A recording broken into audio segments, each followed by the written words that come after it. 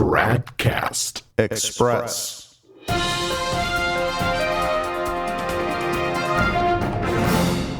TRADCAST Express at Saturday, January 31st, 2026.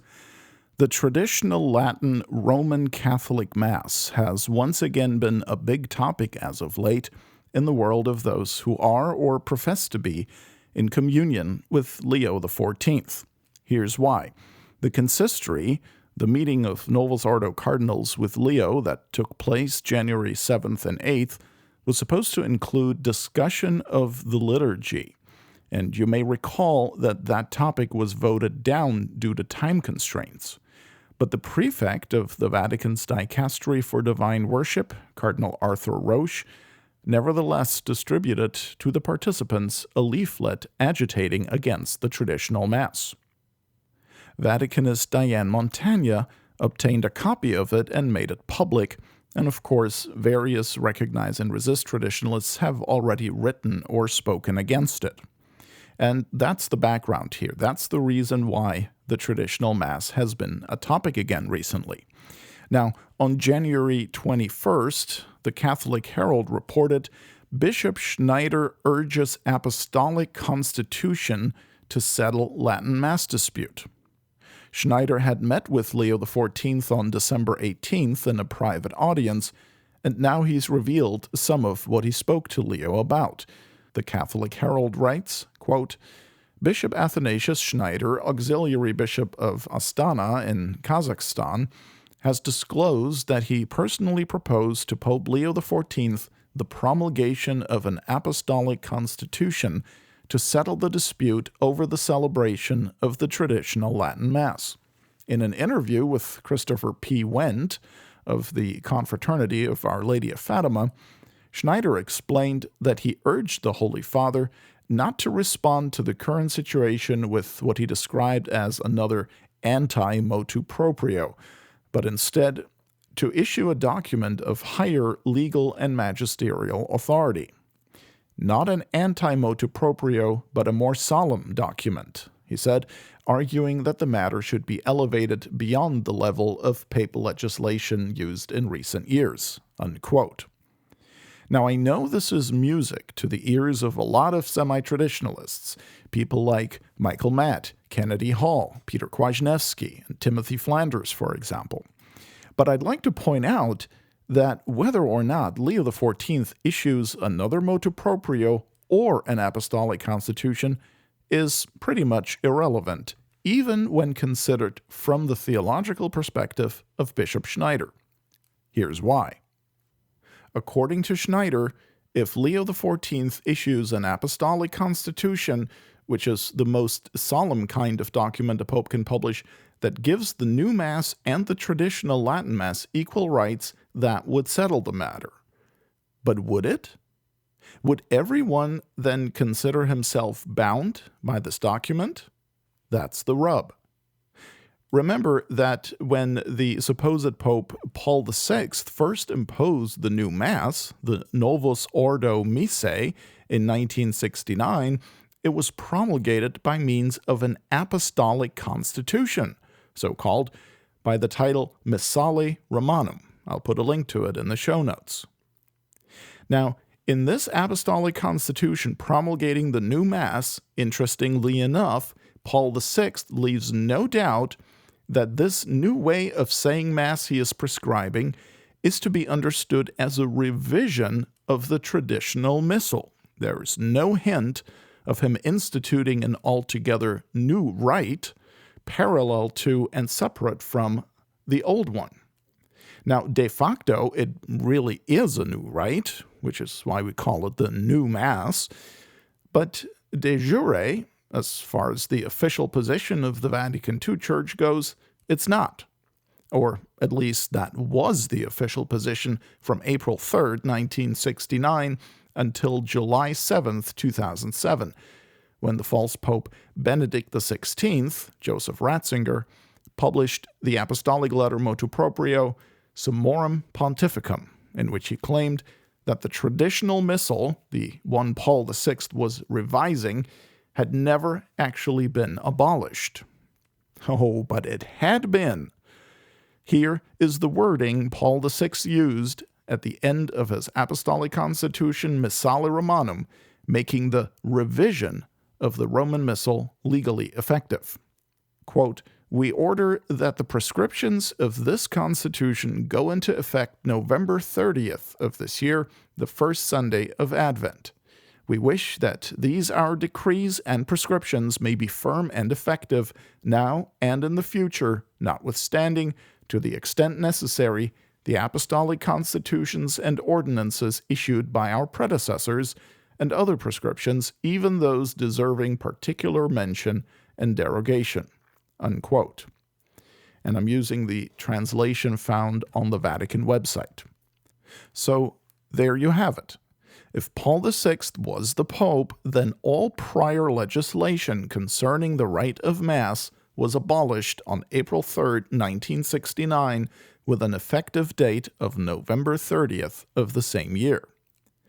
And for all doubters, Paul VI himself confirmed it, for example, in an address to a gathering of all the cardinals on May 24th, 1976. Here's what he said, quote, "It is in the name of tradition that we ask all our sons and daughters, all the Catholic communities, to celebrate with dignity and fervor the renewed liturgy. The adoption of the new Ordo Missae, Order of the Mass, is certainly not left to the free choice of priests or faithful. The instruction of the 14th of June, 1971 has provided for, with the authorization of the ordinary, the celebration of the Mass in the old form only by aged and infirm priests who offer the divine sacrifice sine populo, without people attending, is what that means, sine populo. The new Ordo was promulgated to take the place of the old, after mature deliberation following upon the requests of the Second Vatican Council. In no different way did our holy predecessor, Pius V, make obligatory the missal reformed under his authority, following the Council of Trent. With the same supreme authority that comes from Christ Jesus, we call for the same obedience to all the other liturgical, disciplinary, and pastoral reforms which have matured in these years in the implementation of the council decrees." Unquote. Game over. Folks, if Paul VI was the Pope, you cannot get out of this. Then the traditional Latin Mass was abolished in 1969 for the time being. End of story. But that was contradicted by Benedict XVI in his Motu Proprio Summorum Pontificum, where he wrote, quote, "It is therefore permitted to celebrate the sacrifice of the Mass following the typical edition of the Roman Missal, which was promulgated by Blessed John XXIII in 1962 and never abrogated, as an extraordinary form of the Church's liturgy." Unquote. In a letter to the world's bishops, Benedict published alongside Summorum Pontificum to explain in detail his reasons for freeing the traditional Mass. He wrote, quote, "This missal was never juridically abrogated and consequently, in principle, was always permitted." Unquote.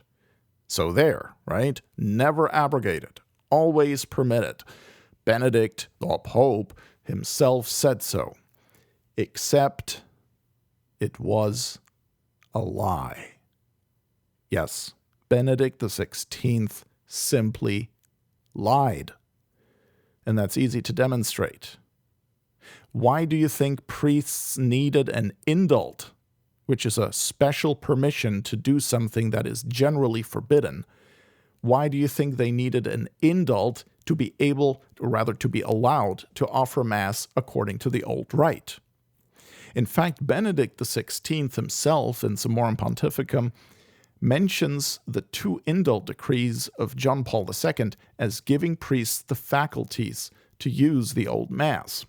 He says, again, this is Summorum Pontificum, quote, "In some regions, however, not a few of the faithful continued to be attached with such love and affection to the earlier liturgical forms which had deeply shaped their culture and spirit, that in 1984, Pope John Paul II, concerned for their pastoral care through the special indult Quator ab hinc annos, issued by the Congregation for Divine Worship, granted the faculty of using the Roman Missal published in 1962 by Blessed John XXIII. Again, in 1988, John Paul II, with the Motu Proprio Ecclesia Dei, exhorted bishops to make broad and generous use of this faculty on behalf of all the faithful who sought it, unquote. So Ratzinger himself admits that a special indult was given to extend faculties to priests for using the older missal. But that only makes sense if the old rite was generally forbidden to be used, if it was basically abolished. So why did Benedict XVI lie about this? Probably because this lie came in handy for his silly idea of the traditional Mass and the new Mass being two forms of the one Roman rite, as Summorum Pontificum states. But regardless of the motive, the stark reality is that Paul VI clearly forbade the traditional Mass, and he did so in an Apostolic Constitution, whereas Benedict XVI, who stated that it was never forbidden, did so merely in a motu proprio letter. And so you can see that this really takes the force out of Bishop Athanasius Schneider's suggestion that Leo XIV issue an Apostolic Constitution to settle the liturgy wars instead of issuing another motu proprio. Well, Schneider himself happily accepted Benedict's motu proprio to cancel out Paul VI's Apostolic Constitution. What this shows is that in the world of recognize and resist, what people accept or reject has nothing to do with the authority by which or with which it is promulgated. Ultimately, the recognize and resistor always reserves to himself the ultimate judgment about what is right or wrong, traditional or novel, to be accepted or to be rejected. And for that reason, Bishop Schneider's counsel to Leo XIV to settle the battles over the traditional Mass with an Apostolic Constitution is ultimately pointless because Schneider himself won't consider himself bound by the document if he finds the content to be unacceptable. He did this with Traditionis Custodes, Francis' motu proprio severely curbing the use of the old missal. In 2023, Schneider went on record saying disobedience against Traditionis Custodes is legitimate. You can find the link to that in the show notes. So Francis issued a decree, and Schneider said, meh, not valid, or you can disobey it. This is an abuse of authority. And so this is the fundamental problem with recognize and resist traditionalism. If a papal decree can always be effectively vetoed or overruled by each individual bishop or even layman, as Peter Kwasniewski likes to do, well then what is the point of the papacy? How can the Pope govern? And why should the progressivists feel bound by a papal decree if it contradicts their understanding of how things should be? You can't reserve for yourself the right to reject and resist a solemn papal decision, all the while demanding that your theological opponents abide by it. But it all depends on the content, right? If it's traditional, then it's binding. If it's not, then it's junk. But if you take that position, then, and this has been my point all along, then it really doesn't matter if it's an Apostolic Constitution or a motu proprio or an encyclical or just written on a napkin. Now, some people believe that it really doesn't matter what liturgical documents are issued by a pope or what they say, because the traditional Latin rite of Mass cannot be forbidden even by a pope, because the pope who codified it after the Council of Trent, Pope St. Pius V, established that it could lawfully be offered by any priest in perpetuity. and that gives all Catholic priests the right to use the traditional missal forever. And there are a number of sedevacantists who believe that also, simply because that's been the prevailing traditionalist view since the 1960s. However, that view is not correct, as we will see shortly. The semi-trad podcaster Dr. Taylor Marshall made a big deal about this on his show on January 29th in the episode entitled Cardinal Cupich Says Latin Mass is Abolished. Before we look at that, here's a quote from the Apostolic Constitution Quo Primum, issued by Pope Pius V on July 14th, 1570. Quote, "Furthermore, by this law, in virtue of our apostolic authority, we grant and concede in perpetuity that for the chanting or reading of the Mass in any church whatsoever, this missal is hereafter to be followed absolutely without any scruple of conscience or fear of incurring any penalty, judgment, or censure, and may freely and lawfully be used." And then at the very end, "Therefore, no one whosoever is permitted to alter this notice of our permission, statute, ordinance, command, precept, grant, indult, declaration, will, decree, and prohibition. Would anyone, however, presume to commit such an act, he should know that he will incur the wrath of Almighty God and of the blessed apostles Peter and Paul." Unquote. Now, on the face of it, that does indeed seem to be saying exactly what so many traditionalists think, that nobody, not even a future pope, can forbid a priest from offering Mass according to this missal. However, when you dig into this issue, you find that that is simply not the case, and we'll see why in just a moment. First, here is a montage of various sound bites from Taylor Marshall's January 29th episode, in which he played professor of theology and really harped on that perpetuity clause. Listen to this. Pius V says, in perpetuity, not for my pontificate, not for the next 100 years, not for the next 1,000 years, in perpetuity. And this is one thing that traditional Catholics come back to, and they say, well, Pope Pius V, when he issued the Tridentine Missal, he issued it in perpetuity. By virtue of our apostolic authority, we grant and concede in perpetuity. Did I read that right, where it says in perpetuity? This is why traditional Catholics have said, well, you can't tell us to not say the Tridentine Missal of Pius V or the traditional Latin Mass, because we have a permission by apostolic authority by a pope that says it's in perpetuity. Well, yeah, but for the unity, you should do the Novus Ordo. Yeah, but we have a document that says by apostolic authority, we can say this Mass, the traditional Latin Mass, in perpetuity. Well, yeah, but no, there is no buts. That's it. In perpetuity. I remember I was once talking to Mel Gibson about Latin Mass, and of course, he's a sedevacantist, but we were talking about permissions and what happened after 1969 and 70 and after Vatican II. And he just says, Quo Primum. That's it. In perpetuity, and says priests should have no problems with conscience saying it in perpetuity.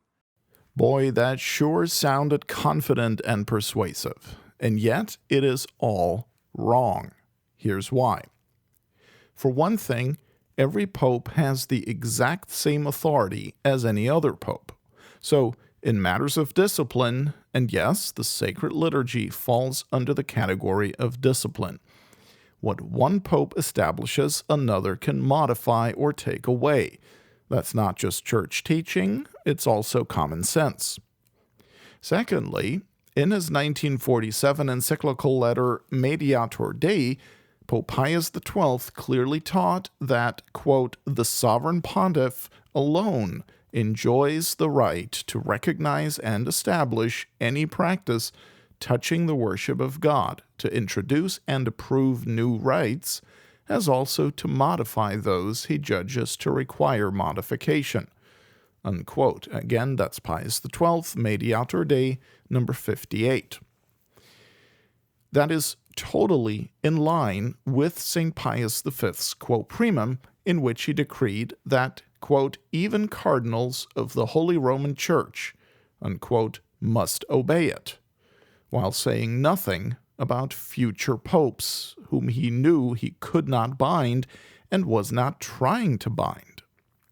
Similarly, Pius V declared that, quote, this present document cannot be revoked or modified, but remains always valid and retains its full force, notwithstanding the previous constitutions and decrees of the Holy See, unquote, while being entirely silent about subsequent constitutions and decrees of the Holy See. Why would St. Pius V not explicitly mention future popes if he was trying to specifically bind them as well? But then, what about the wording? Does in perpetuity not mean forever, always, henceforth, without end?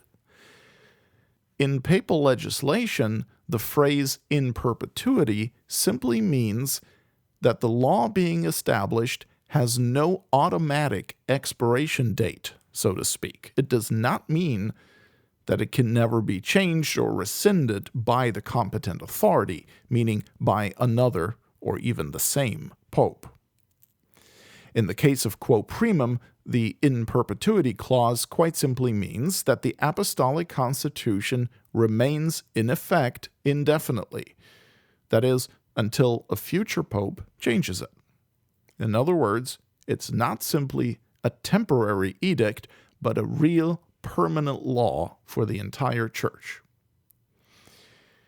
Now, anyone who thinks that what I just said is totally crazy should take a look at church history. Look at what other papal legislation was decreed to be valid in perpetuity, only to be rescinded by another pope at a later time. For example, in 1773, Pope Clement XIV declared the Jesuit order abolished, and he noted that this suppression would be perpetually valid. Well, his successor, Pope Pius VII, reinstated the Jesuit order in 1814. So that suppression lasted only just over 40 years.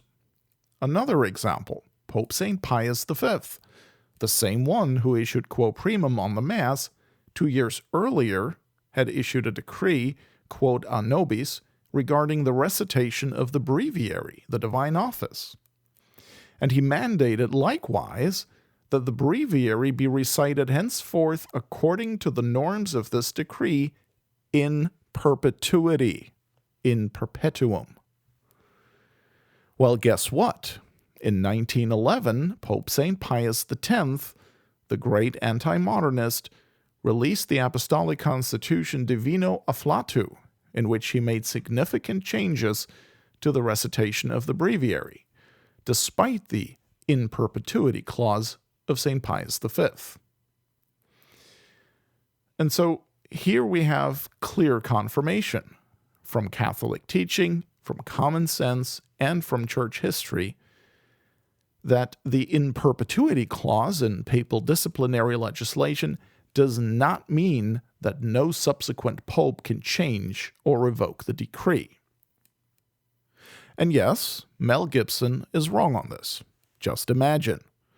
I mean, he may be good at acting and directing and whatever else he does professionally, but why would you use him as your guide for understanding ecclesiastical legislation?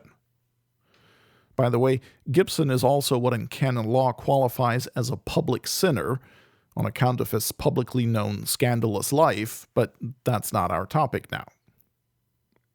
So, we see here once again that although Taylor Marshall may give a very confident, very persuasive presentation about something, doesn't mean it is correct. In fact, on this point, he really has no idea what he's talking about.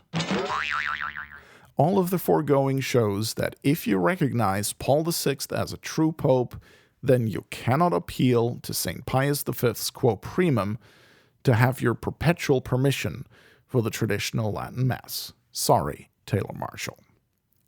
Well, look, Catholicism has consequences. You cannot say that Paul VI was Pope and pride yourself on not being a sedevacantist and then act as though he wasn't. Saying one thing and doing another is not Catholicism. There is a word for it. It's hypocrisy. TRADCAST Express is a production of Novus Ordo Watch. Check us out at tradcast.org, and if you like what we're doing, please consider making a tax-deductible contribution at novusordowatch.org/donate.